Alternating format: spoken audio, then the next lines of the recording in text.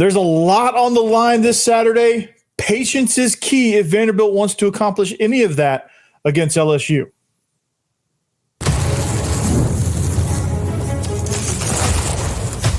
You are Locked On Vandy, your daily podcast on the Vanderbilt Commodores, part of the Locked On Podcast Network, your team every day. What's up, everybody? Welcome in. Happy Friday. Welcome into the Locked On Vandy podcast on the Locked On Podcast Network. I'm your host, Corey Burton. Thanks for making us part of your day. Thank you to the everydayers.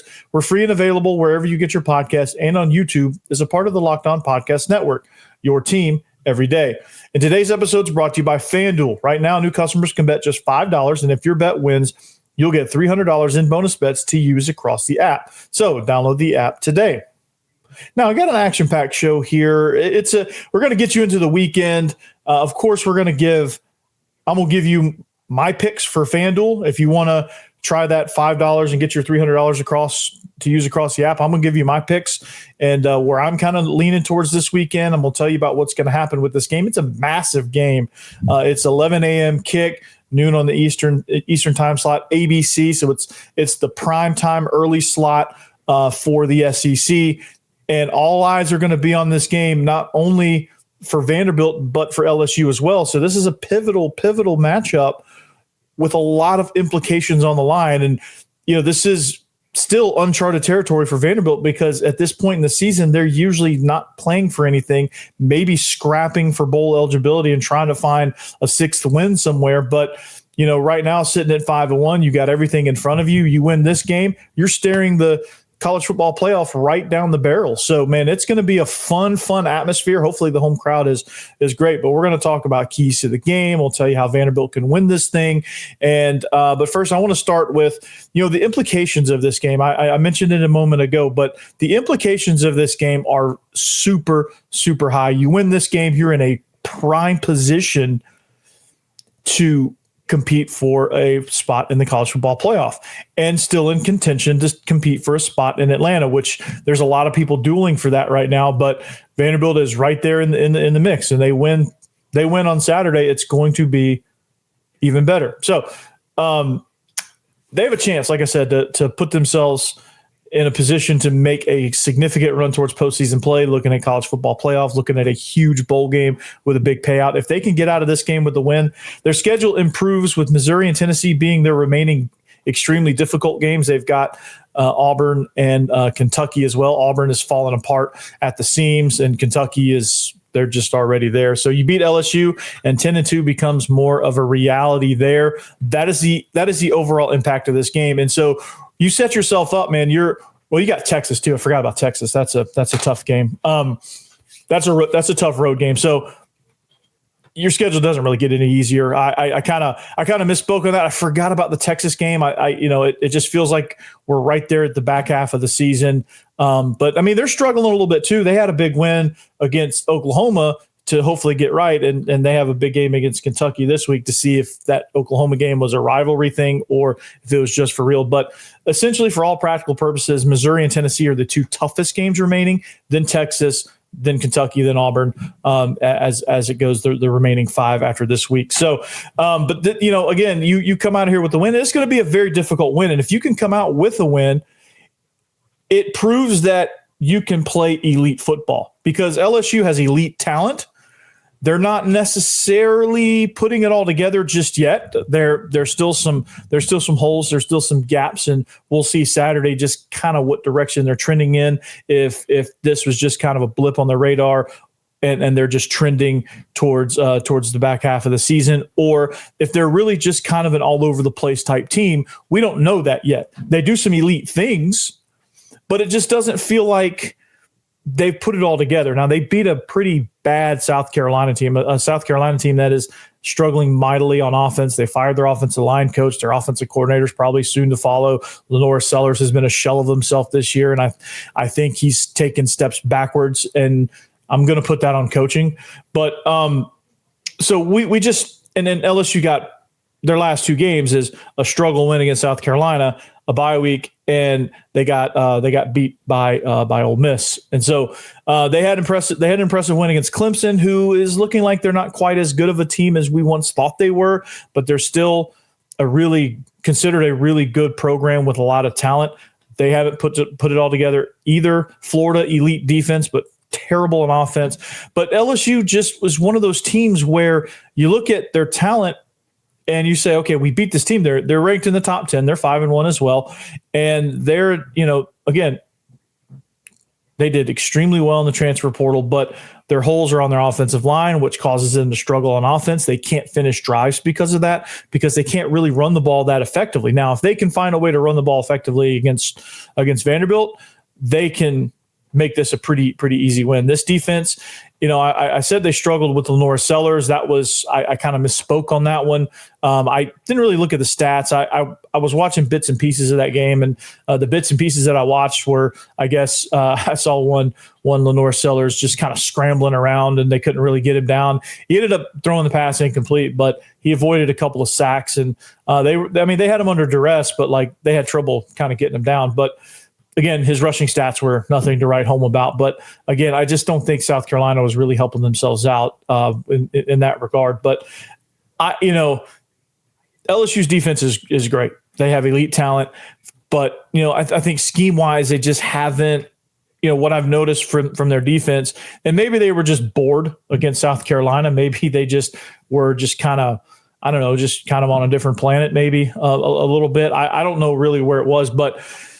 None of that matters for this point. This point is this. You beat LSU, that's a name brand. That's a top 10 team. They have a lot of pedigree, thanks to Nick Saban, thanks to Les Miles, and thanks to, Brian Kelly to a certain point, Jaden Daniels winning the Heisman, that's that kind of thing. But it's a very, very elite program.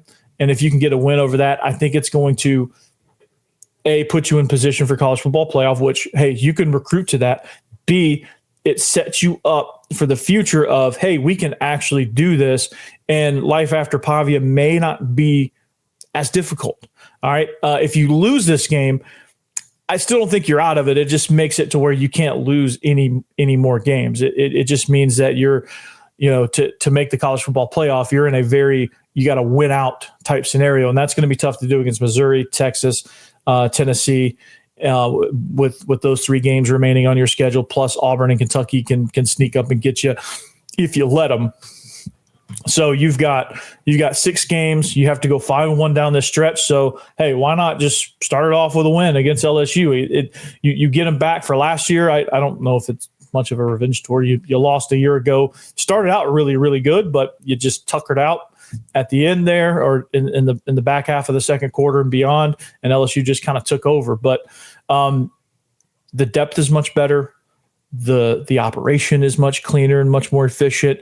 The coaching is, year 2, it's an extremely veteran, mature team, and they're going to handle themselves that way. And so it's got to be, again, it's got to be something where you exercise a lot of patience, and that's kind of where I'm at there. And that's going to be where I get to in the keys to the game. But, I wanted to talk about talk about and discuss the impact of this game, because I thought that was important. But, patience is going to help you get there. And patience in building this thing is what Candace Story-Lee has had with Clark Lee. It was a monster, massive project when he took over in 2021. So that was a massive undertaking to build this program to where it is today. A lot of bumps in the road, a lot of curves, a lot of dips, a lot of peaks and valleys. And to get to this point, Clark Lee has fought his tail off. And so that's nothing short of impressive. And you get a win right there, and it just adds another notch in your goals to build not only a great season, but to build a great program moving forward. And this would be another foundational piece. You beat Alabama last year, you beat a top 10 LSU team this year. That's going to be something that you can look at and say, wow, this Vanderbilt program is for real. Not team. This team is for real, but this program, you look at it through a longer lens, and you're sitting right there. So those are what's on the table for Vanderbilt. And obviously the things on the table for LSU are the playoff spot, a chance to run at the national championship, a chance at an SEC championship. All the same things that's on the table for Vanderbilt is on the table for LSU, and the pride and reputation of, hey, we're LSU football. We don't lose to Vanderbilt. We compete for national championships, and that's gonna throw another wrench into that plan, if you will. So, very, very important game as we go forward. Now, I talked about patience, and I talked about how that's going to be key for this team moving forward. It's going to be key for this team moving forward in this game as well. It's not only an overarching program thing with being patient and building little by little, but it's also part of the keys to winning this game. And we'll talk about those keys next.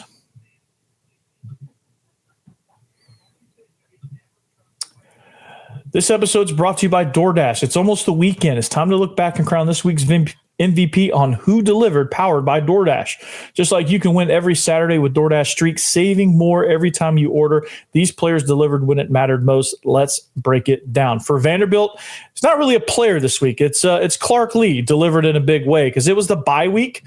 He got them well prepared. I think he was able to get them mentally reset to where they could come through and have a great week of preparation for LSU and really kind of get some things ironed out operation-wise and things like that. So very, very good positive bye week. So Clark Lee came through with no hesitation, no delay. And if you've been watching week after week, this performance was not a fluke.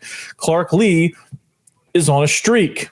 I don't know what kind of streak that is, but And just like Clark Lee delivered for Vanderbilt during the bye week, DoorDash delivers Saturdays. And with DoorDash Streaks, you save every Saturday you order. Stack it up all season. You could save up to $250, including $100 in DoorDash credits. Order this Saturday and keep the streak alive. Fuel your game day only with DoorDash. Terms apply.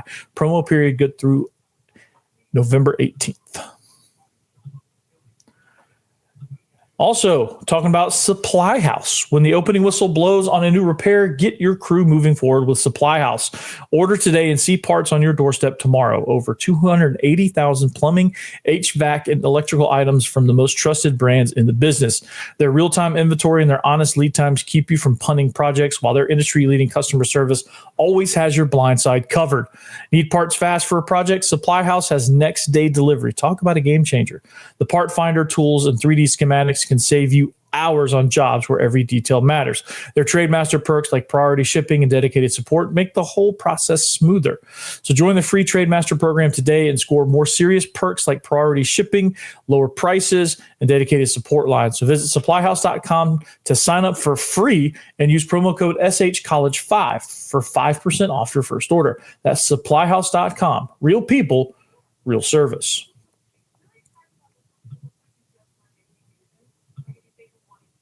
Thanks for making Locked On Vandy your first listen each and every day. We're free and available wherever you get your podcasts and on YouTube as a part of the Locked On Podcast Network. So hit subscribe.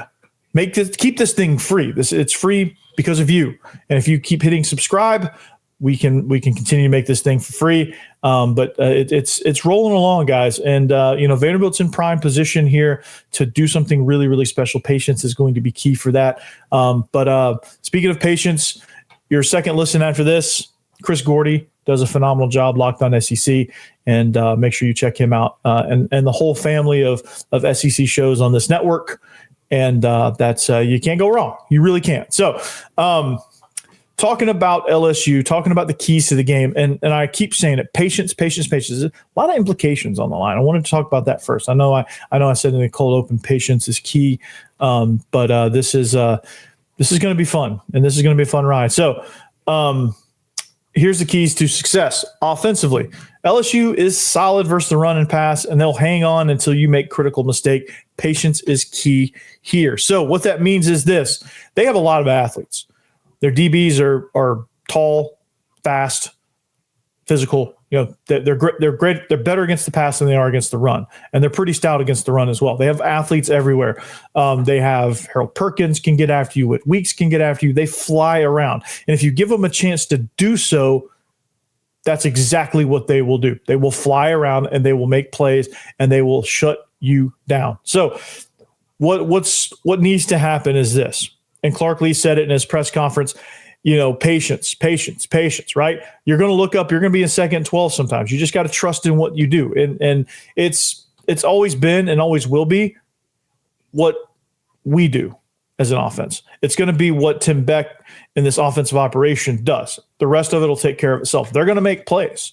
They're going to do things. They're going to try to force Diego Pavia to stay in the pocket and beat them down the field. And if they can do that, which Alabama was successful in doing that, then LSU has a upper hand here.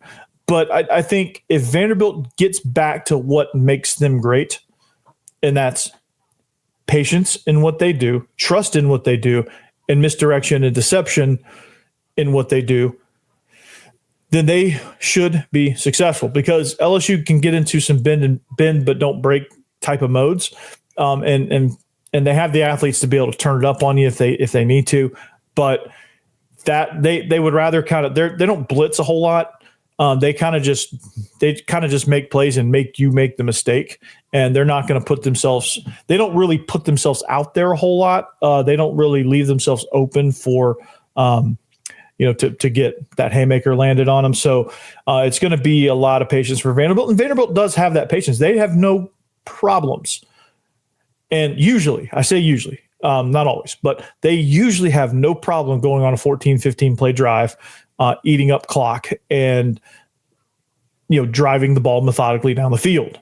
And if Vanderbilt wants to win, they have to do that, and they have to be patient, and they have to be okay punting the ball, because LSU's offense right now, not saying it couldn't, but right now it's very inconsistent. And a lot of that has been due to the health of Garrett Nussmeier, who I'm hearing is okay.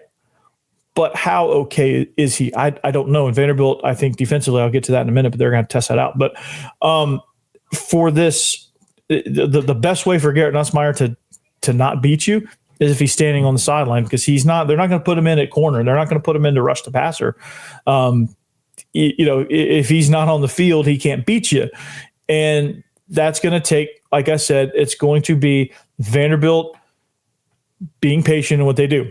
Get in 2nd and 12, just try to get back as much as you can. Try to get yourself in 3rd and manageable. 3rd and 7 is not terrible. It's not ideal, but it's not terrible. So see if you can get some of those yards back.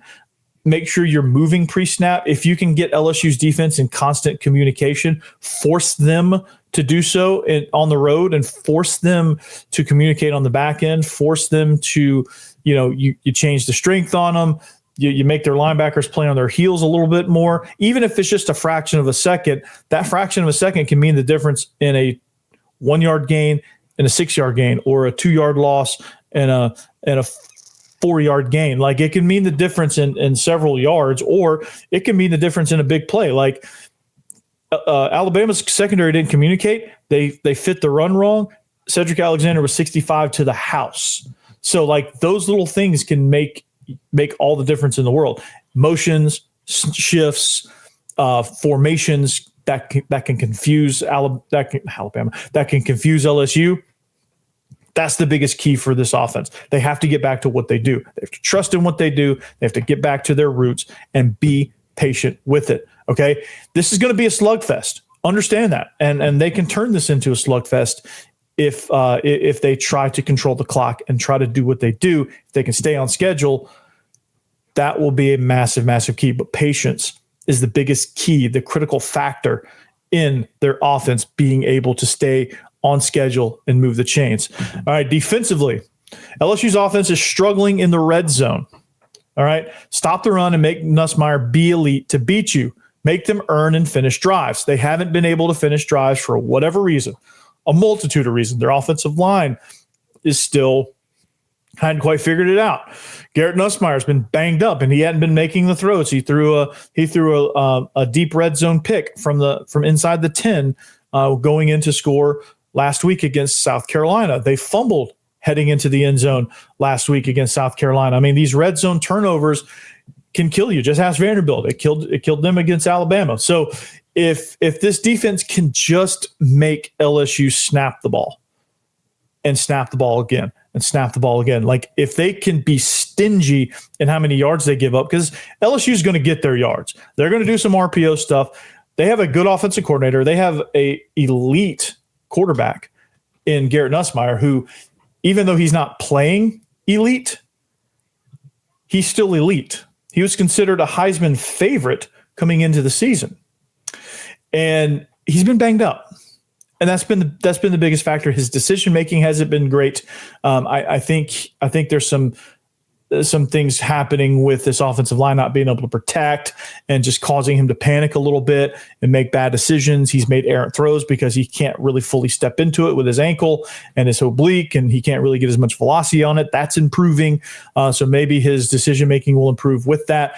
But this defense really has a chance to stop the run, make them one-dimensional so that you can get after Nussmeier a little bit. You can put him into a box, and you can make him make decisions under duress, which hasn't gone well for him this season when he's under duress and he's trying to make decisions and trying to make big throws. It can get kind of tricky. So that being said, make Nussmeier beat you, make him be elite, make him earn and finish drives. If they can earn and finish drives, then they deserve to win. If they can't, Vanderbilt's a team that can beat you and take advantage of that if they can do that. So you have to force them into making those mistakes. You have to force them into trying to do things that they're not comfortable with. You have to force this offensive line to communicate a little bit. So you have to play some games with them, move, show blitz, things like that, like show blitz and back out. Show one guy blitzing and he backs out and someone else comes. Like, make sure you try to confuse this offensive line, because apparently that's not a difficult thing to do. And so those are the things you can do defensively those are some little things you can do defensively that can go a long way in making things frustrating for LSU, because they're elite. And and then this brings me to my third point, make this a tough environment for LSU. So the crowd can get on you, and the crowds have been a lot better. So hopefully the Vanderbilt fans will show out and not make this a road game at home for them. 11 a.m. kick is a weird time slot, and it's not been a time slot that's been kind to LSU in the past. Make that happen again. Great home crowd. Make things frustrating for them, right?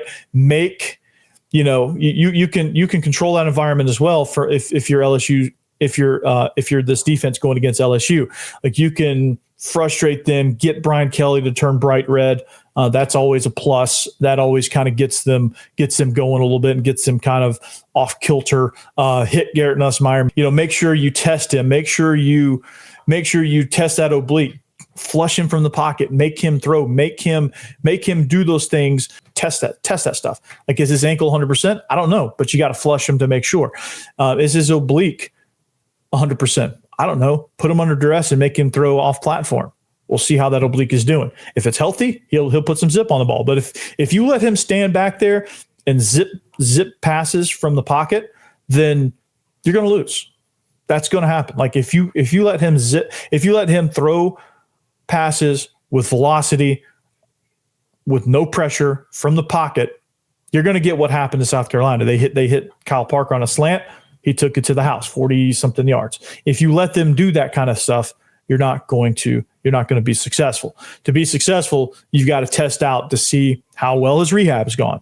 If he's going to be out there, you got to put some pressure on him. You got to make him run. You got to make him throw off his back foot. You've got to make him throw on the move. You've got to force him into scrambling sideways and trying to just get out of pressure. If you can do that, you're going to be successful. So it's just those frustrating things can really just kind of make things worse for LSU, because I think they're a team that once things start snowballing a little bit and they get a little bit frustrated, it can go sideways on them. And South Carolina just wasn't good enough to take advantage of that when it happened to them against, when they were able to frustrate LSU, they weren't able to take advantage of it offensively. Vanderbilt has an offense that can, and hopefully will. So what's going to happen? Well, we're going to talk about that next. I'm going to give you my picks next. Guys, you've probably heard of Viagra or Cialis, and maybe you've even tried them. But if you're looking for something beyond the usual pill, it's time to meet Rugiet Go Long. That's exactly where Rugiet's Go Long comes in. It isn't just another ED pill. It's a total game changer for confidence. So Go Long combines 2 doctor-trusted medications in one dual-action formula so you can get hard and go the distance. The effects can last up to 36 hours. That's confidence all day, all night, and even into the next day. The process is simple. Connect with board-certified doctor 100% online, and if you're prescribed, your treatment ships discreetly right to your door. So are you ready to level up your confidence in the bedroom? Head to rugiet.com and use promo code LOCKEDONCollege for 15% off your first order. That's rugiet.com, promo code LOCKEDONCollege. Make sure you use our code so they know we sent you.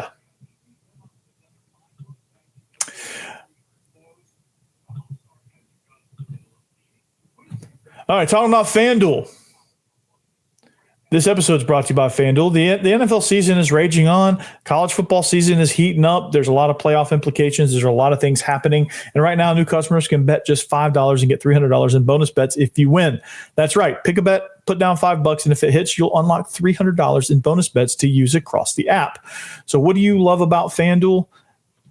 That's a question, like, there's a lot of answers to that question, man. And I love how many ways FanDuel gives me to play. Like, I can do parlays, like Arkansas helped me on a parlay. I can do live action, same game parlays, player props, all that stuff. I mean, any sport you can do live betting, and it's a lot of fun. I've started kind of getting into that a little bit, just kind of making it fun to watch and flip around and watch different games. And so it's just exciting, man. And it just, you put, and you don't have to put much down. You just put a little bit just to make you interested in a game that would normally be boring. And it's just the right way to go, man. It just makes your football watching that much more fun. And whether you're a casual fan or love diving into the stats, FanDuel makes a game day experience so much better. So what are you waiting for? Visit FanDuel.com to download FanDuel app today and get started.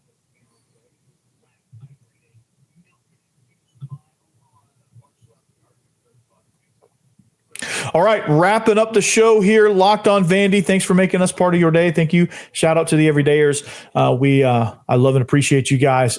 Without you, this wouldn't happen. So, wanted to talk about. I wanted to wrap this thing up. Get you into the weekend with a prediction. All right, Vandy 1.5, 2.5. Doesn't really matter. It's kind of a pick 'em.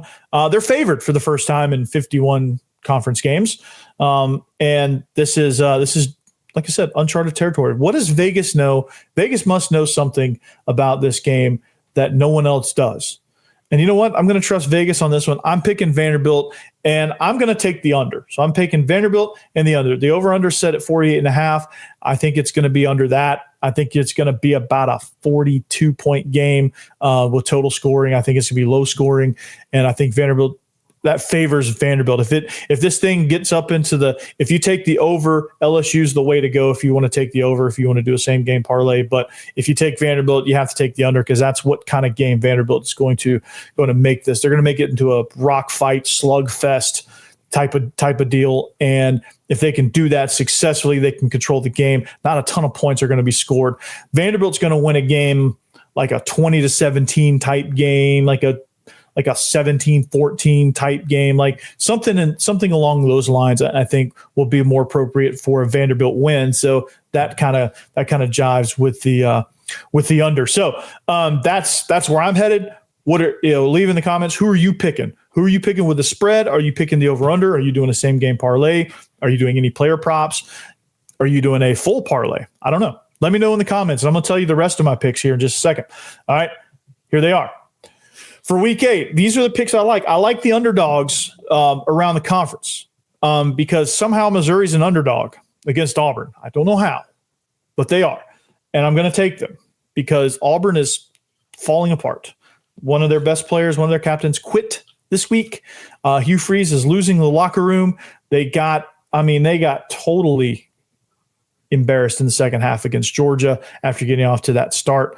That penalty or the timeout thing ruined them. The fumble at the goal line, the punch out at the goal line ruined them. They haven't been the same since. And I think it's going to just only go backwards from here. So give me the Missouri Tigers there. And Missouri's a good team. They stood toe-to-toe with Alabama. Probably should have won. They made a couple of bad decisions late, and they just couldn't quite execute against Alabama. And Alabama might turn out to be one of the best teams in the country. So that's a really good loss for Missouri against Alabama. And I think it's too early to jump off of their bandwagon just yet. All right, Mississippi State plus 10.5. I don't necessarily think they're going to win, but I do think they cover the 10.5 against Florida. I think it's going to be a tight game. I just don't think Florida's offense is consistent enough to really push more than a 10.5 point spread and win by that. Florida's been kind of all over the place. Mississippi State played Tennessee tough. They're a tough, scrappy ball club, and Blake Shapen's a good quarterback. So I don't think necessarily Mississippi State's going to win this game. They may. Florida's defense is pretty good, but I do think it's a tight ball game. So I'm taking the points here with Mississippi State with a possible outright win. Same with Arkansas plus 7.5. They're playing inspired football right now under Bobby Petrino against a really good Tennessee team who I think has a chance against Alabama this weekend. I think they were absolutely outstanding against them. They played spirited, they played together, they played hard, they played fast and physical. I think they keep this within a touchdown against Texas A&M. A&M is kind of an odd team where I just think they have the ability to run it up on you. They just haven't. I think A&M and LSU are very similar teams, and in that they should be a lot better, but they're not. They're just not putting it all together just yet. And they don't have Le'Veon Moss, which is I think he's out this weekend from what I'm hearing. So I'm taking Arkansas plus 7.5. Not necessarily saying they're going to win. I think they're going to cover that. I think they're going to keep it within a touchdown or less. I think it's a 4 to 6 point victory for Texas A&M.